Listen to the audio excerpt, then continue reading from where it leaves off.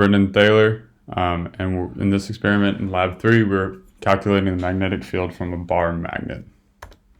Before we get into it, first we're going to introduce sort of the principles behind this experiment, how we did it, and just the purpose of the experiment, and then we're going to get into what we measured and the procedures behind that.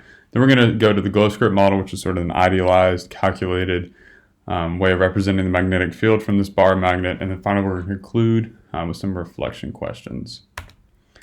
So first, we wanted to calculate the magnetic moment of a bar magnet on axis and off axis. And what we mean by on axis is just affecting like one component of the magnetic field, and that component was the x component. And the off axis, we actually did it at a 45-degree angle, calculating the legs of that triangle and then using the hypotenuse to be our distance. So the procedure, first we took, I used the Teslameter app and aligned it with magnetic north. It should have been around 49 microteslas. And then using a ruler and a magnetometer, we needed to find the exact location of the magnetometer phone, and we marked it with tape. This gave us our two axes. We couldn't just treat the phone as sort of like our point charge, because where it specifically is on the phone is our true axes. So this is just for accuracy. Then we wanted to place the magnet on axis and measure the distance required to yield specific magnetic field magnitudes. And we'd repeat this 2 more times for all the different magnitudes. And then also we're going to do this at a 45-degree angle to measure the off axis. The principle behind this is the equation of a magnetic field from a dipole.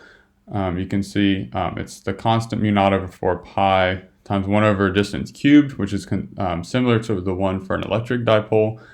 And then we have this dot product, which is why we wanted to do this on axis. And then from measuring the field and the distance, we can calculate the magnetic moment mu hat, or in this example, our absolute value mu for the specific bar magnet. So to calculate this from our data, we got our ln of k to be negative 15.649. So we had to solve for the absolute value of mu, and so we raised it to the e, and then we set that equal, and I'm not really going to talk through all the math, but to get there we got a mu of a little less than 0.8, which is on the weaker side, but is still pretty reasonable for a bar magnet.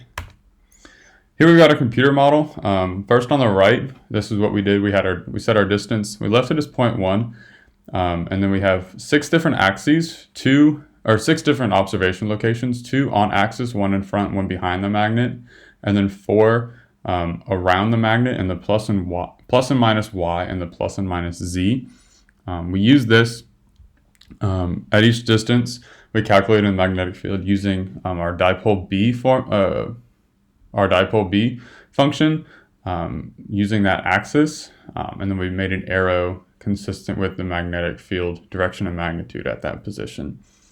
And then over to the left, this is for our off-axis calculations. Our d-perc we got from our data, and then we just measured it. We put that in here, and we found the 45-degree angle magnitude for this bar magnet. And here's a picture of our results. These are consistent with reality in terms of just like the direction and the magnitudes for the most part. We see that the blue arrows are about half the size of the orange arrows, and they're pointing behind, and you can see that the field travels through the magnet south to north and out the north, and then it wraps back around. And those blue magnets are when it's wrapping back around. And in this pink arrow, our 45 off axis is also consistent, because you can see how as it would come out the orange arrow and then wrap back around, it would cross that pink arrow and get to the blue and then come back around again. So this is pretty good for our model.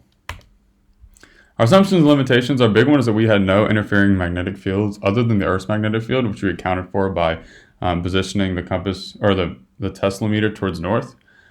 This is a pretty hard assumption to make, but I did my best. I put it on a table in the middle of the room, and the table had no large screws or anything. Kept it away from the TV, calculator, laptop, and everything. But still, it's kind of hard to make that assumption. But it is one we had to make, and I did the best I could to sort of mitigate for that. So reflective questions.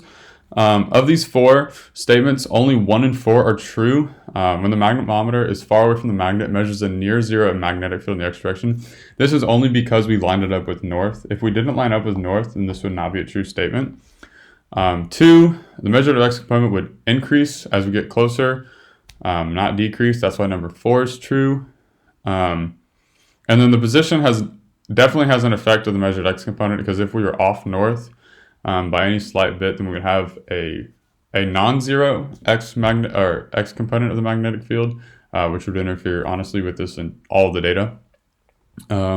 If we hadn't oriented our experiment to compensate for magnetic north and we just laid it out at some intermediate angle, we would have different values for our x direction. We'd probably have farther distances because we'd have a non-zero x value. And so that would make the bar magnet seem stronger than it actually was. And if we were to stick 2 identical magnets end to end and run the experiment again, we would expect a stronger magnetic moment, because like they would be sort of like in unison, and the fields would, like their 2 net fields would add together. It wouldn't exactly be double, but you could be close to it. Thank you.